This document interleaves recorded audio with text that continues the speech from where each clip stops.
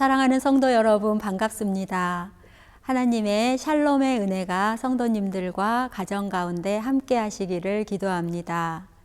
오늘은 한국교회 처음 이야기 중 땅끝까지 전한 복음이라는 주제 아래에서 그 두 번째 이야기, 디아스포라 선교라는 제목으로 은혜를 나누고자 합니다. 초대교회의 선교 역사는 디아스포라, 즉 자기 고향을 떠나 세계 곳곳에 흩어져 사는 나그네들을 찾아가 복음을 전하는 것으로 시작되었습니다.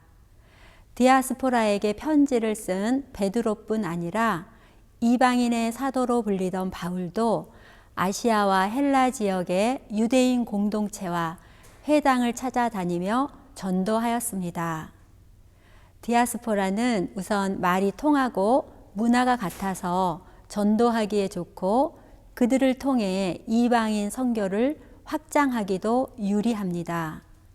알고 보면 초기 한국 교회 선교 역사도 디아스포라 선교로 시작되었습니다. 월미도에 가면 한국 이민사 박물관이 있는데요. 방문해 보셨나요? 우리나라 첫 공식 이민은 1902년에 시작되었고 목적지는 하와이였습니다. 1902년 봄 서울을 비롯하여 부산, 인천, 평양 등 주요 도시에 하와이 이민단을 모집한다는 방이 나붙었습니다. 그 내용을 보면 대략 이렇습니다. 기후가 온화하여 일하기도 좋으며 하루 10시간씩 일하고 일요일에 쉰다. 미국 돈으로 매월 15원씩 주는데 저축도 하고 국내로 보낼 수도 있다. 가족을 데리고 갈 수 있으며 집도 주고 아프면 무료로 치료해 준다. 본인은 물론이고 자녀도 원하면 공부할 수 있는데 학비는 없다.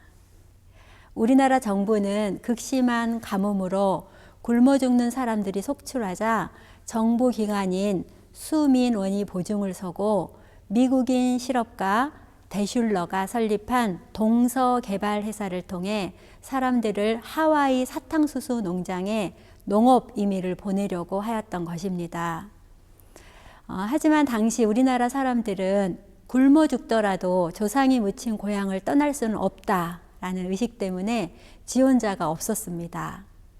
이런 상황에서 미 감리의 존스 선교사가 하와이 이민을 적극적으로 추진하였습니다. 자기 교인들을 대슐러 사무실에 보내 일을 돕도록 하고 직접 나서서 지역을 순방하며 하와이가 미국 땅인 것, 그리고 이민이 새로운 기회라는 것을 설명했습니다. 그러자 반신반의하던 교인들이 지원하기 시작했고 주변 사람들도 따라 나서게 되었습니다.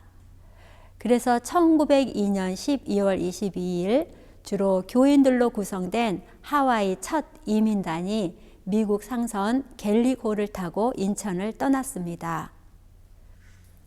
처음 출발할 때는 121명이었지만 일본에 도착하여 이민회사에서 실시한 신체 검사에서 20명이 탈락하고 다시 하와이 호놀룰루에 도착하여 안지를 앓고 있던 15명은 상륙하지 못하여 결국 첫 이민자 수는 86명이었습니다. 하와이에 도착한 이민단 교인들은 영국 청교도들이 그랬던 것처럼 새 땅에서 기도로 새 일을 시작하였습니다. 그들은 하와이 각 섬 농장에 분산 배치되었을 때 기도실을 꾸미는 것으로 농장 생활을 시작했습니다. 언어도 통하지 않고 문화도 낯선 데다 무엇보다도 농장 일이라는 것이 노예 생활과 같았기에 그들에게 신앙은 유일한 피난처가 되었습니다. 이민단을 보낸 교회에서도 계속적으로 선교사를 보냈습니다. 첫 이민단 통역으로 따라간 안정수 권사와 두 번째 이민단을 인솔한 현순, 그리고 정식으로 하와이 선교를 목적으로 1903년에 파송된 홍승하 전도사 등이 섬 곳곳에 흩어져 사는 교포들을 신방하며 예배를 인도하였습니다. 이후 이민이 중단되던 1905년 7월까지 16차에 걸쳐 7,500여 명이 하와이에 도착하였는데요.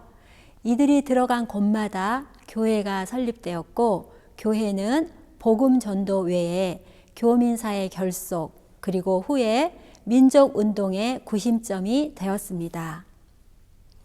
다음은 북간도에 흩어져 살고 있던 디아스포라에 대한 이야기입니다. 1907년 북간도 영정에 살던 중국 기독교인 산진이라는 사람이 원산을 방문하였습니다. 그가 원산교회에 와서 한글 성경과 찬송가 그리고 전도 책자를 구입하자 사람들은 돈이 안 되는 물건을 사가는 그를 보고 궁금해서 물었더니 이렇게 대답을 했다고 합니다. 우리 마을에 들어와 살고 있는 조선 사람들에게 전도하려고 사갑니다. 당시 용정과 그 주변 북간도 땅에는 이미 조선 후기부터 함경도 사람들이 들어가 살았습니다. 처음에는 밤마다 몰래 강을 건너 들어가 농사를 짓다가 1881년 중국 정부가 봉급령을 푼 후에는 중국인들에게 세를 내거나 황무지를 사서 개간하여 옥토로 바꾸어서 농사를 짓기 시작했습니다. 그렇게 해서 북간도 일대에 들어간 조선족이 1907년 당시 14,700여 호에 7만 2천 명에 달했다고 합니다. 같은 시기 중국 한족이 2,800호에 18,000명이었던 것에 비하면 조선 사람이 4배 정도 많았던 것입니다. 가히 조선 땅이라 할 만했지만 아직 교회도 교인도 없었습니다. 이런 상황에서 영정에 살던 중국 기독교인인 산진이 우리나라 사람들에게 복음을 전하기 위해 원산까지 와서 한글 성경과 전도지를 구입해 간 것입니다. 산진을 보고 한국 교회와 원산 교인들은 도전과 부끄러움을 느꼈습니다. 그래서 남감리회와 캐나다 장로회 선교부는 북간도 선교에 착수하기로 결의하고 1908년 남감리회에서 이화춘과 이응현, 캐나다 장로회에서 안순영과 정재면을 용정에 파송했습니다. 이들 개척 선교사들은 서로 교파는 달랐지만 용정 시내에 서점을 내고 전도하기 시작했습니다. 연길로 나가는 길 중간에 있는 모아산을 기점으로 북쪽은 감리교회가, 남쪽은 장로교회가 맡기로 했습니다. 가난 때문에 국경을 넘은 사람들, 일제의 침략과 지배를 거부하고 독립운동을 하기 위해 온 사람들이 교회로 몰려들었습니다.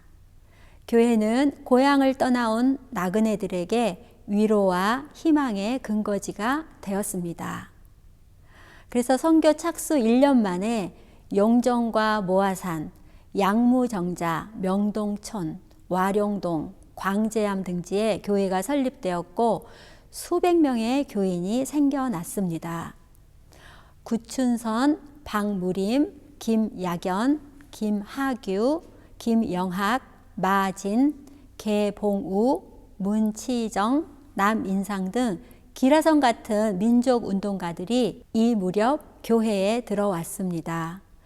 이로 인해 교회는 교포 선교와 민족운동의 거점이 되었습니다.